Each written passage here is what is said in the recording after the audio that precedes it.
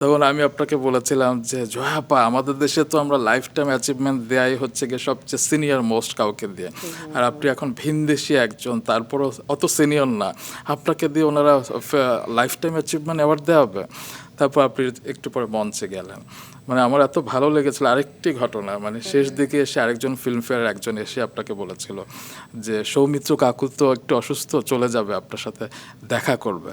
তো সৌমিত্র চট্টোপাধ্যায় যার ভক্ত আমরা সবাই, আমার তিনি মনে আছে। যাওয়ার আগে আপনার সাথে দেখা করতে চাইছেন, এটা কিন্তু শুধু আপনার জন্য নয়, বাংলাদেশের আমাদের সবার জন্য একটা গর্বের বিষয়। হ্যাঁ, আর আমি যখন ভেতরে ঢুকলাম তখন সৌমিত্র কাকু আর আমি মাধবী দিই জি বললাম, জি দুজন লিজেন্ড পাশাপাশি বসা, তারা আমাকে মাঝখানে বসিয়ে ছবি তুললেন। আহ, মানে আমার দুর্ভাগ্য ওনার সঙ্গে আমার কাজ করা হয়ে ওঠেনি।